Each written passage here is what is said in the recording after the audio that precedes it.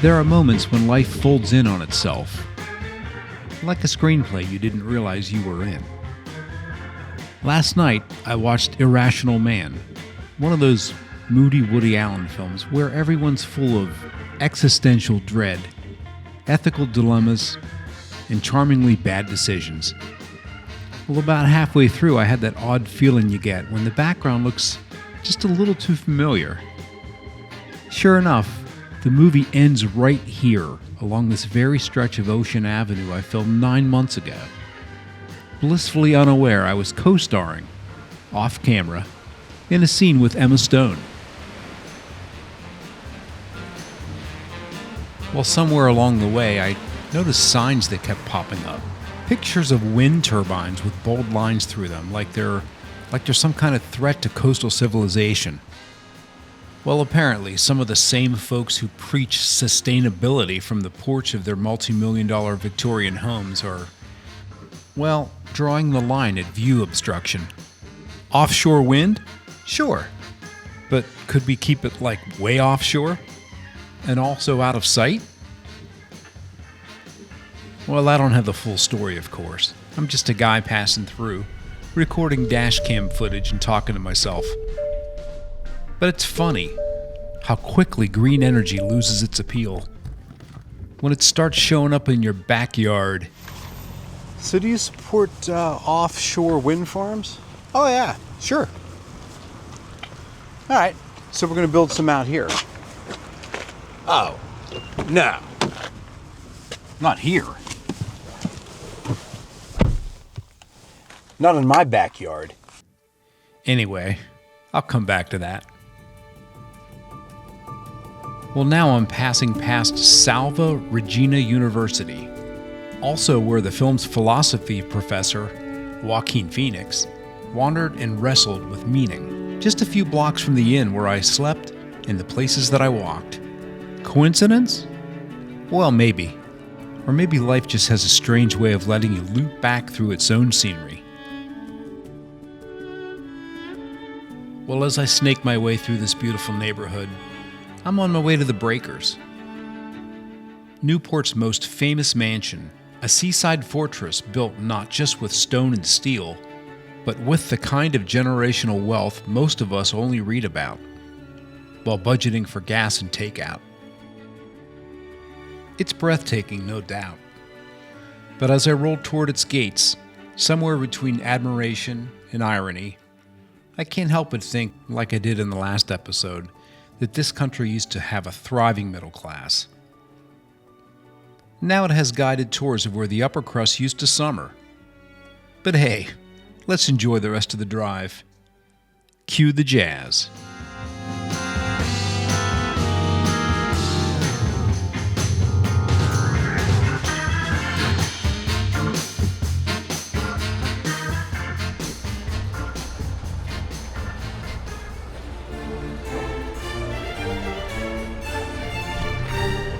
Standing like a monument to America's Gilded Age, the Breakers isn't just a mansion.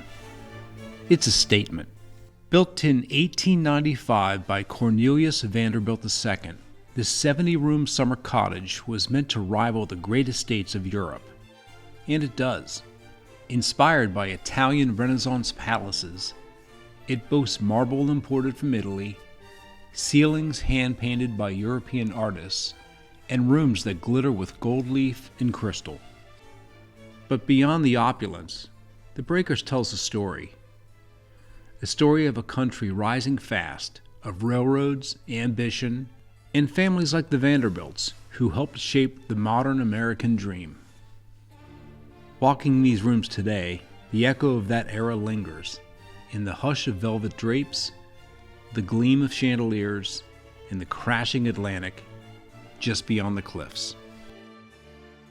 Well, there's only so much gold leaf and silk brocade this guy can take before the walls start to kind of close in. After about 47 rooms of marble and mahogany, I needed a reset. So I did what any mansion-weary traveler would do. I slipped out the back and found the edge of the world, the cliff walk. Just out here walking the grounds of my little villa, the Breakers. There's a cliff pass, or a cliff walk, that goes for about 3 miles. I'm not going to walk that, but I'm going to explore a little chunk of it, if you would. So the Breakers was very cool. I'll see you down at the cliff walk. So this walk I'm on now is called the Cliff Walk. And again, it goes for like 3 miles. I'm actually watching the surfers more than I am enjoying the scenery here. Got these multi-million-dollar mansions behind me.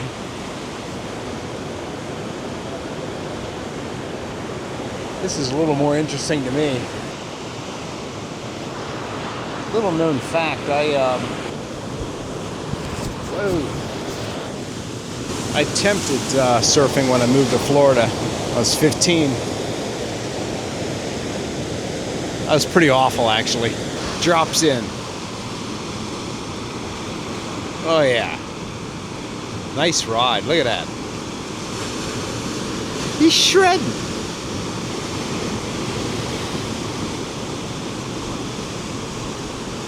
Oh, nice ride, dude. Look at that. He's still pumping it.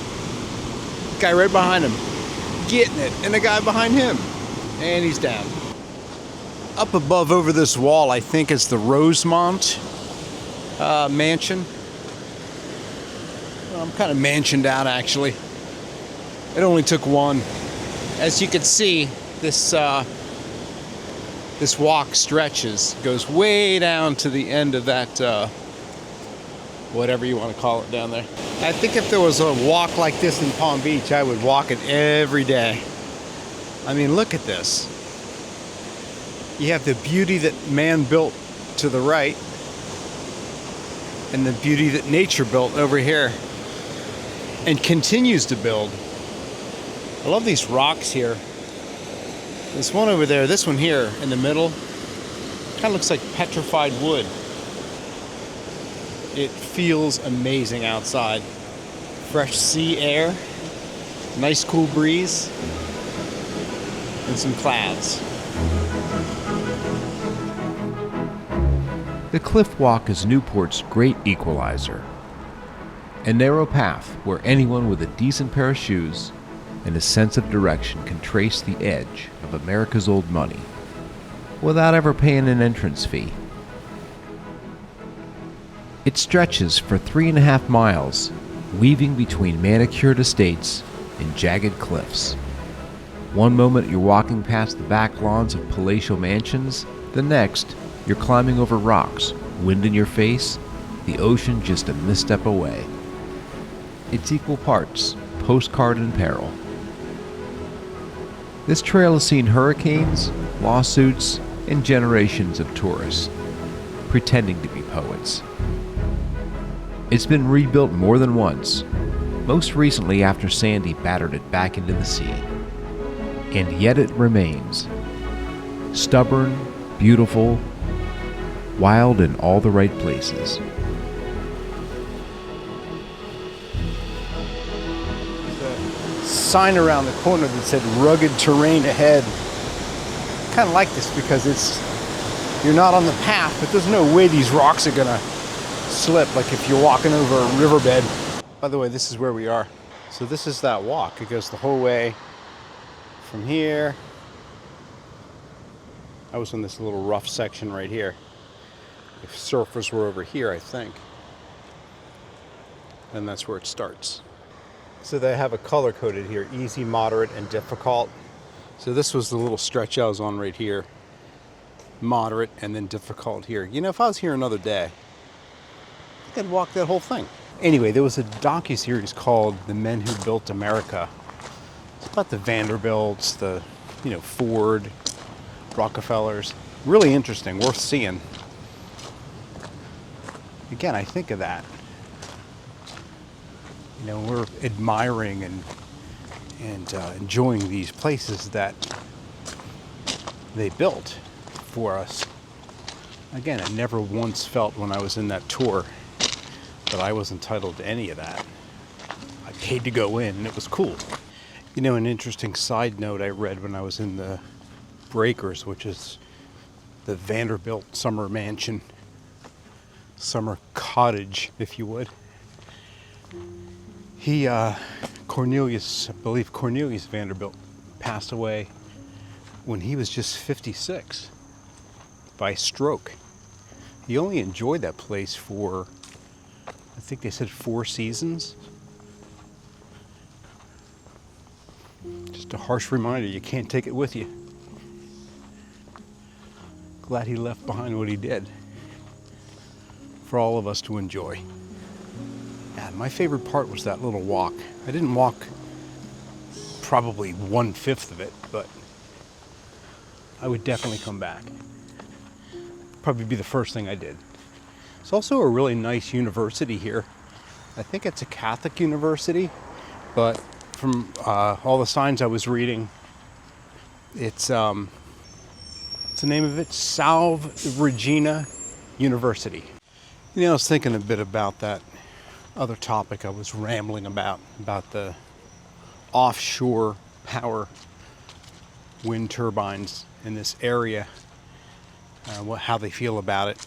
I'm Mike Montecalvo. They allege the process to approve a wind farm off the coast of Rhode Island was a, quote, sham. 12 News reporter Adriana Rosas Rivera spoke to both sides and joins us now live in studio with the details. Adriana?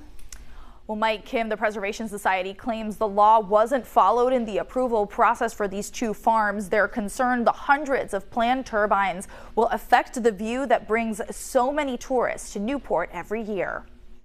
More than 500 offshore wind turbines, the subject of a federal lawsuit filed by the owners of the Newport mansions. I think that one major reason people come to Newport is to enjoy the water, enjoy the views. That view set to change over the next couple of years. 2 wind farms, South Fork and Revolution, are already approved to set up shop at least 15 miles off the Rhode Island coast. These visualizations showing how the coastline would look with the turbines. The society alleges the government never contacted them throughout the permitting process, claiming they heard about the project through the grapevine. Tourism is one of the most important industries, not just here in Newport, but in the state of Rhode Island. It's one of our top industries. So anyone involved in this business should really be looking very closely, thinking very clearly about what this means for the future. That view of the ocean symbolizing something different for Timmons Roberts, an environmental studies professor at Brown University. He tells us offshore wind is the best option to cut emissions to protect our future from the impacts of climate change. While he acknowledges the importance of the mansions, he fears if we don't act to mitigate climate change, its effects could pose a greater threat to our coastlines. They don't want to suffer even the inconvenience of looking at toothpick-sized structures 15 miles off the coast away from them so that we can have a livable future for our children. I mean, that's to me a real expression of privilege. Is it the view? Somebody's talking about it destroying the view for the tourists. I personally wouldn't have minded seeing them out there. Wouldn't have ruined my day. I'd still come here. I'd still spend money. They say it's going to ruin the tourist industry. Well, okay, you say that, but why? Are people not going to come here because of the windmills? Can you prove that? And on the other side, can you prove that they're actually going to improve things? Are they going to provide enough energy for the expenditure that you're going to tax to have those things put out there? The amount of money it's going to take, the amount of resources it's going to take away from the environment to build those things. What's the offset? What's the story, you know? Can you prove it? So the hypocrisy is rich. Yeah, I'm all for it. Just not in my backyard. Don't you see it? Oh, we live in a world run by clowns. All right, time to get in my petrol-fueled car and drive over to my next location. I think I've seen enough here.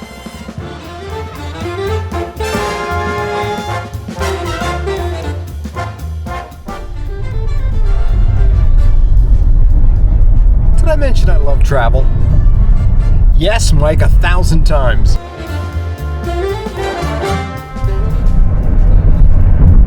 As he gets in an accident, films the whole thing.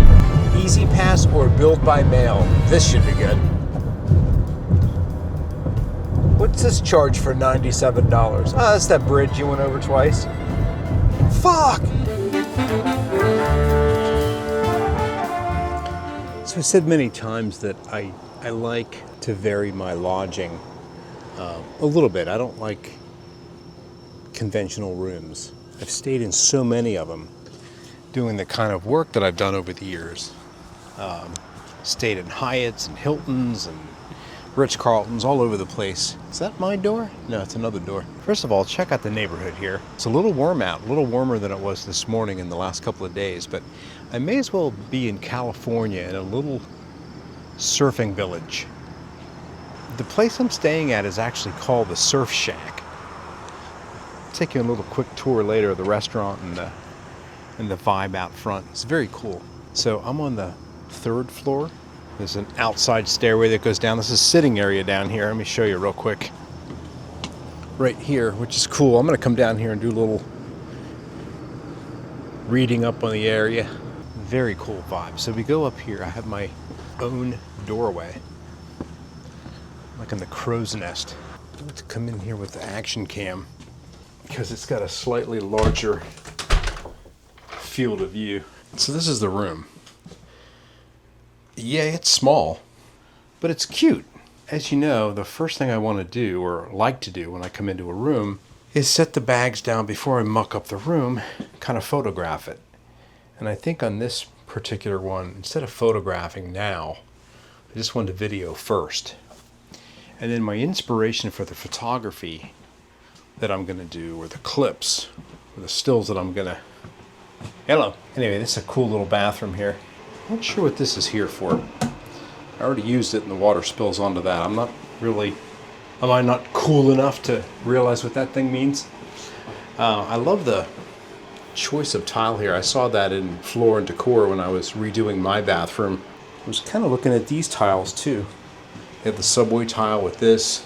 This is the second bathroom I've been in that's had this like light gray vibe. Light gray with white. Very popular now. Ah,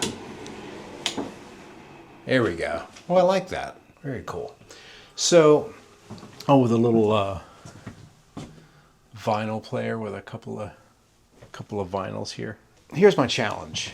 The picture from the Airbnb ad, which I'll kind of show you real quick, was a really tight shot. I read some of the reviews of this place and they said how small it was, and it is small, but I don't need a lot of room as long as I don't get up quick. So this is the picture they took of the place, and I realized instead of trying to show how big it is or use a wide angle lens, they used a tighter lens and did more of a architectural photography vibe. So that's what I'm going to try to do. I'm going to try to snap off half a dozen shots with a 20 to 70 lens, or 24 to 70, and crop in a little tight and see if I can't tell the flavor of this place just by some simple photography. That's going to be my challenge. Before I muck this place up, I'm going to set up the camera and the tripod and do just that. I hope I succeed. Enjoy.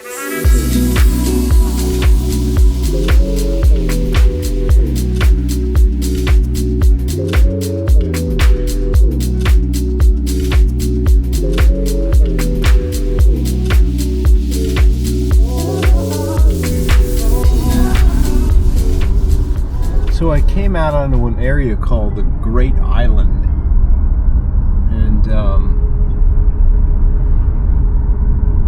oh, it's so cool back here. It smells like fish.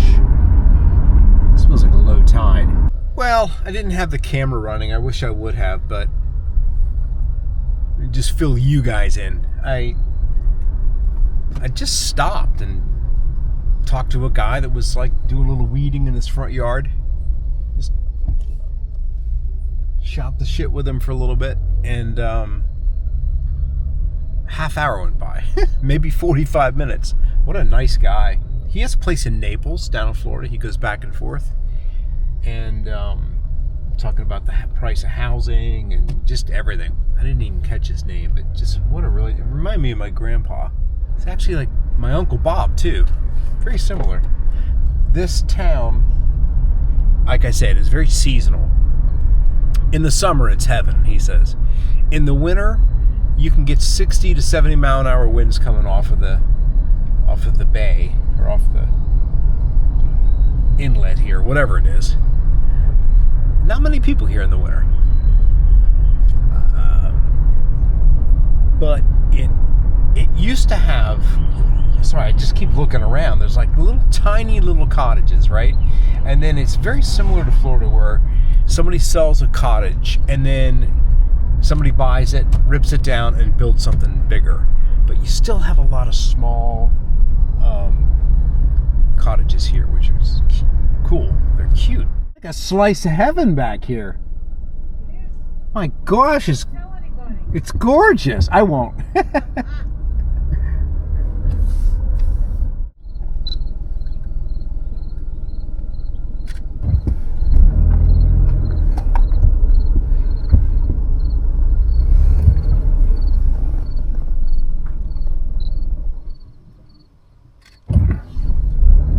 I hate to keep stopping and taking pictures from the car, but I'm trying to remember what this area looked like.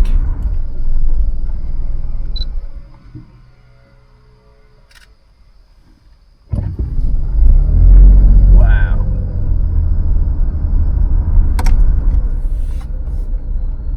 What a slice of heaven back here. Oh my God.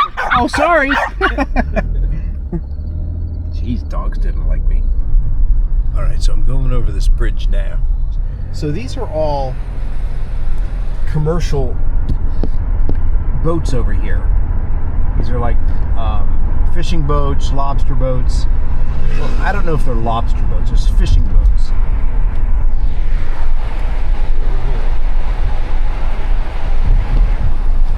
Look at that. I gotta stop here.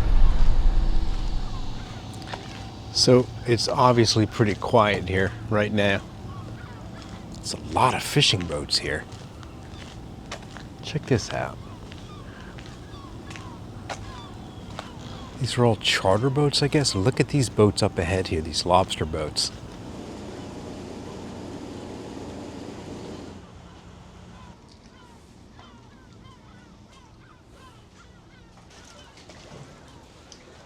Look at this big thing up here.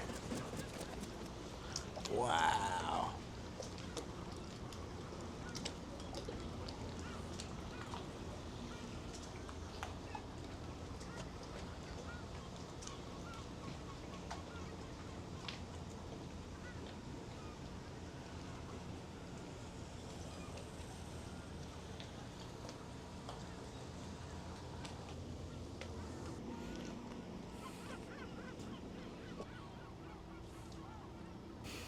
I'm kind of speechless because this is exactly the kind of stuff I was hoping to see here in New England. And I had no idea that this part of Rhode Island had so much commercial. Look at this thing.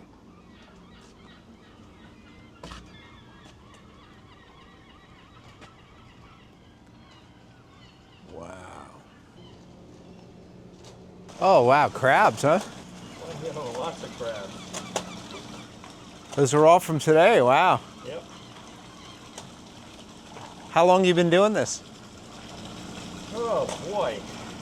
This particular piece of the puzzle, since 2013. Wow. Fishing since 1980. Nice. Yeah. Yeah, they won't last long outside of the water, especially in the warm weather. They kick pretty quick. And then what's the process? How long do they stay out here, and then when do they go into? I'll probably have these things sold in 2 days. So do you sell to I do dockside sales. dockside sales? Gotcha. Just about everybody that's docked down here does dockside sales.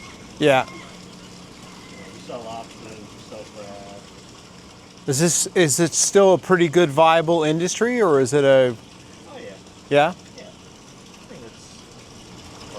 Drop down in the yield on the lobster, but crabs are pretty steady. Don't get rich doing this, but Yeah. I like working outside. Beats sitting on the beach. Or in a cubicle.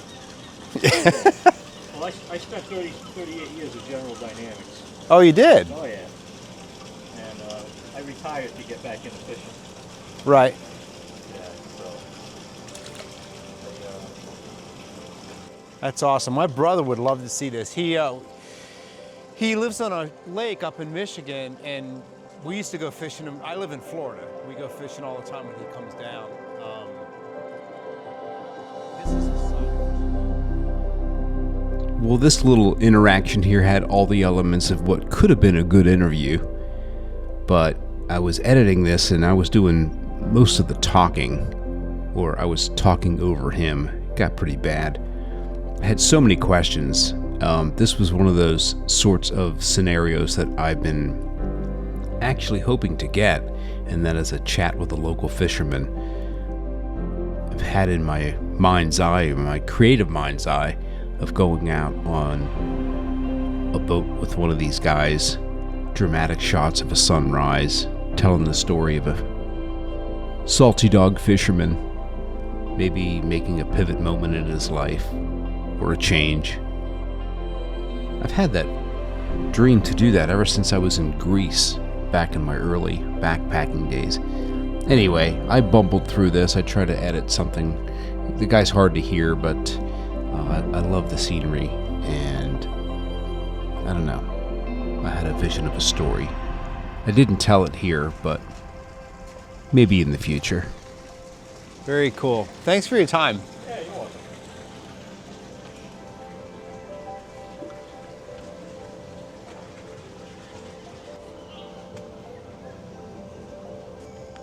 I honestly don't know how much of that came out, or if any of it came out. But I asked him if I could record him for a little bit. It was a crab boat, and I couldn't figure out exactly how they got into the boat. I think it's just with these traps here, but he has, I don't know if you could hear, but he was pulling the crabs out. They look like, I don't know what kind of crabs they were. They weren't blue crabs, they weren't stone crabs.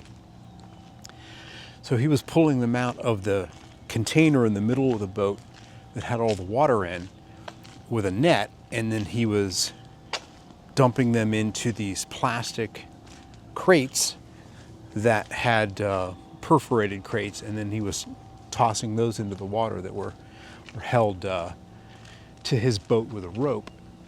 And I asked him how, what's the process? How does he sell them? And he does dockside sales, I guess. Extremely interesting. That's the kind of guy I'd love to go out on the boat with and do a little story on. Day in the life of a fisherman, I'm gonna go down into the town a little bit more. Loving the vibe here.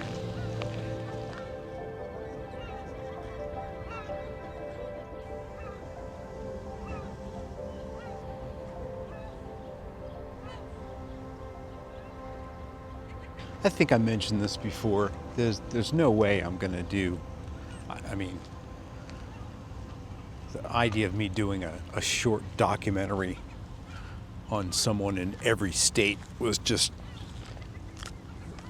kind of a ludicrous thought, an asinine objective or goal, because there's no way. However, after this year's over,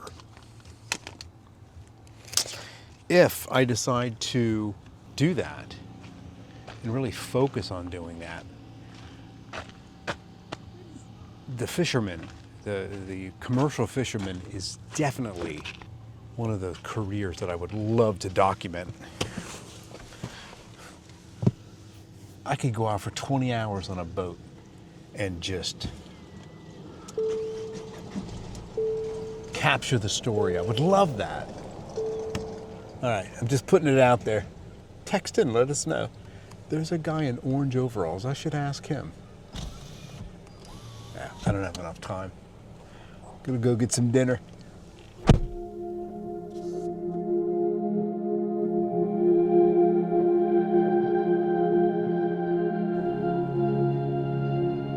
was cool.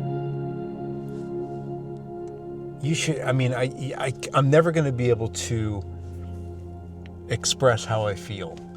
And I'm never going to be able to add this into the video, and that is the smell.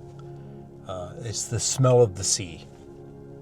I sent my friend Frank and George a couple of pictures of me out there in front of the traps.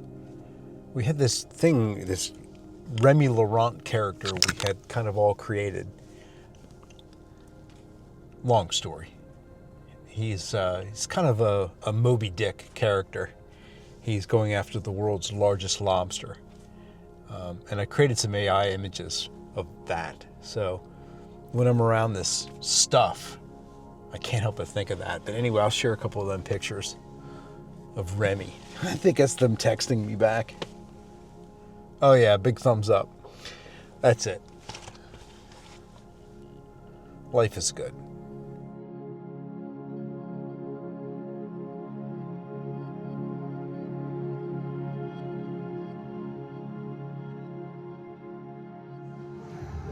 So in the background you can hear the happy music from the band. People dance, and it's like some little fish place across the street from the industrial harbor. Everybody's dancing, having fun. Yeah, it's kind of hard to stomach my dinner. No, it's kind of hard to stomach just what's going on here. The sharp contrast between people here dancing, having fun, and what just happened with this hurricane that just like kind of bubbled up out of nowhere in the Gulf, went up to the panhandle of Florida. It went through, virtually destroyed Cedar Key, and then this thing just kept going. I haven't watched too much of the news, but I saw a bunch of posts from Twitter and independent creators posting from Chimney Rock in North Carolina. And that's another place that I've been to several times around Lake Lure. I stayed in a little cabin in Chimney Rock going down to Lake Lure. And it's like the village is gone. It's like just, it's not there. It's like almost everything's ruined. It's just destroyed. And I don't know, we can't all, I don't know. I mean, it's a big world out there, and there's always things happening in different places. But in my reality right now, it's hard to fathom again this devastation. And you know, I've lived through several hurricanes in Florida and know what they can do. I've gone in, I've volunteered, and now I'm up here, you know, traveling around just aimlessly. Just, hey, I'm going to go to 7 states. Why? I don't know. Maybe tell a few stories. Maybe drop a few breadcrumbs. Learn something. And I can't help right now but feel like I need to be down there volunteering. And it's just a very strange place to be mentally right now. And you know, this series of vlogs that I've been doing is basically documenting my journey, and that's the mental journey I'm on right now. That's where I am. I hope the recording of that crab fisherman came out, because I had an interesting conversation with him. I don't know if it's going to come out, but we'll see. Anyway, onward. Got one more morning here in Rhode Island, and then I'm heading to Cape Cod. I'm gonna stay there one night, and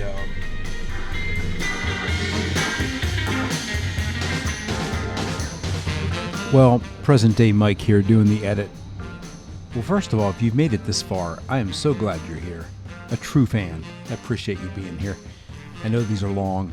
Hopefully you're getting some, I don't know, some kind of entertainment or value out of it. Anyway, I just want to kind of, I never really did a closing while I was on the road. I just want to mention a couple of things. This was a couple of quick iPhone shots, It's the Blue Hour. It was real close to where I had dinner. It was the older part of the harbor. Can't remember exactly where I was now. Anyway, amazing what you can capture with an iPhone. There's a documentary called Steel in the Water, and I'm going to link to it below. Small little documentary, looks like it was done by a student, but it really does tell a different perspective. They really touched on the perspective of some of the local fishermen. It's not our responsibility to find out what the effects are, and we don't feel that the companies that are doing the wind turbines are giving us enough information on the impacts on the environment. So we're concerned about that. We feel that they haven't done their due diligence to say, hey, this isn't going to have an impact, or these are the impacts.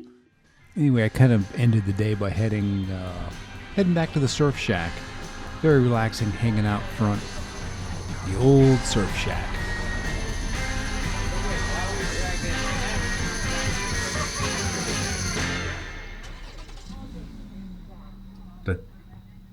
That's it, pretty much.